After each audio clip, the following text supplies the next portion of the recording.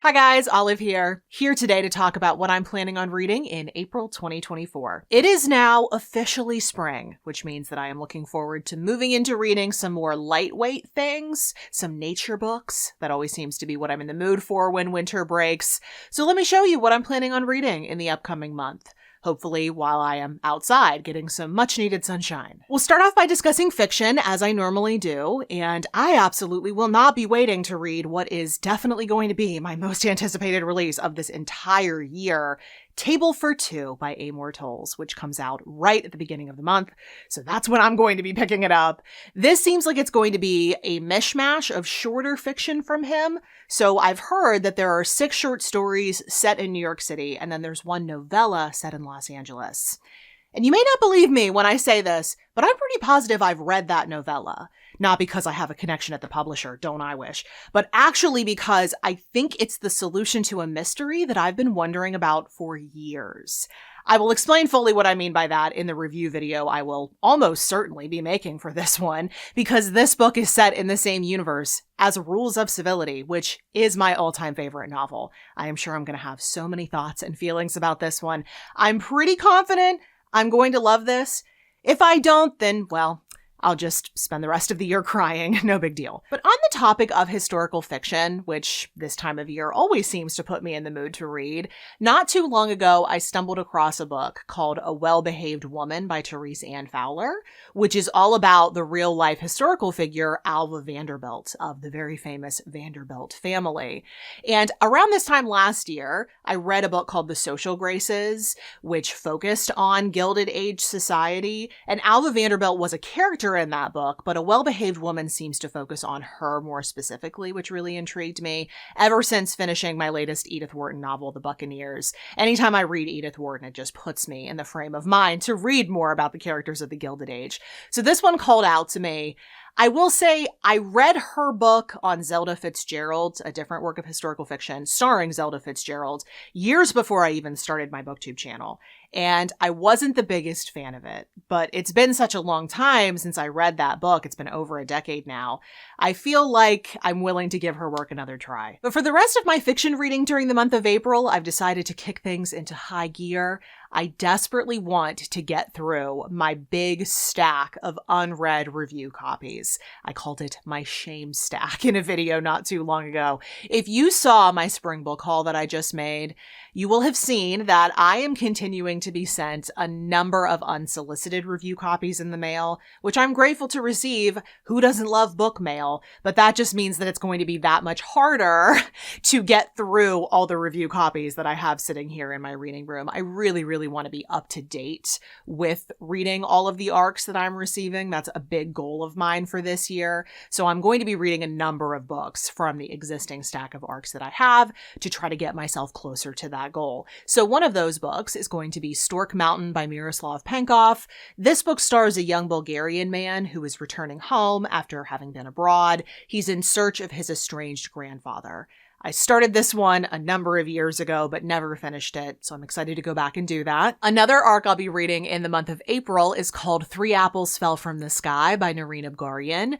This is a sweet story about the matchmaking tactics of a group of villagers in the Armenian mountains. As I said at the start of this video, I really like to read more lightweight books this time of year as the weather gets nicer, and just the thought of pairing this book with a sunny day and a warm breeze seems like heaven. The next advanced copy that I'll be taking on in the month of April actually brings me into the nonfiction half of this TBR video. I am planning to read The Sisterhood of the Enchanted Forest by Naomi Moriyama and William Doyle. This is a joint memoir of a husband and wife pair. It's all about the time they spent in the Karelian forest and how Naomi bonded with a group of women who lived there. Just like with Stork Mountain, this is one that I started some time ago, so I'm excited to go back and finish it. But then just very recently, I was also sent a digital arc of an upcoming book from the University of Texas Press. The publicist was kind enough to reach out to me after seeing that I mentioned them in a video I made all about my favorite publishers. They are one of my favorite publishers because they put out amazing books and they are also just really nice people anytime I've worked with them. He thought that Loose of Earth by Kathleen Dorothy Blackburn sounded like something I would enjoy. I think this this one is going to be up the alley of anyone who enjoyed Educated by Tara Westover, because this is a memoir about the author's upbringing by extremist evangelist parents. I've heard a lot of good buzz about this one already. It's due to come out in the middle of April. Next, I don't know if it's just me, but spring is also a time when I start drinking a ton of tea. You would think that I would drink a lot of tea during the winter time, but winter seems to be all about coffee for me. But then when the weather breaks and spring rolls around, I start to trade out some of those cups of coffee for cups of tea. And since I really enjoy reading books about whatever's going on in my life at any given time, I decided to put Infused: Adventures in Tea by Henrietta Lovell on my April TBR. This book seems like it's going to blend history, memoir, and travel writing. This author owns her own tea company. She has a deep love for tea culture. This is another one I've heard amazing things about. Since it is now the springtime, outside my window here very soon, I'm expecting to see a lot of increased bird activity as they build nests and start to raise young. I love seeing that. I'm so excited for that. And because of that, I decided to request a copy of Baby Birds by Julie Zickfuss from my library. Julie Zickfuss is the author of a memoir that I love to bits called Saving Jemima. It's all about how she rescued a baby blue jay and nursed it to a releasable state so that it could go back into the wild. She is a wildlife rehabilitator. That is what she does. You can actually keep up to date with her and everything she does on Instagram. She's a great follow on Instagram. But additionally, she's an artist. So this book contains a lot of her artwork, drawings of these baby birds alongside information about them as they grow up.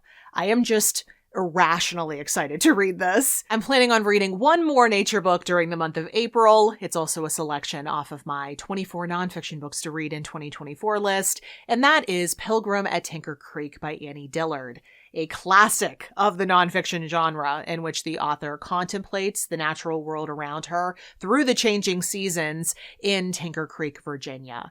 As a nonfiction lover, I will admit to feeling a little bit remiss for not having read this one up to this point in my life, especially because this author is from the Pittsburgh area. Like, I need to read this one. It'll be great to have it under my belt. The second book off of that list that I'll be taking on in the month of April is Moneyball by Michael Lewis, another very famous work of nonfiction.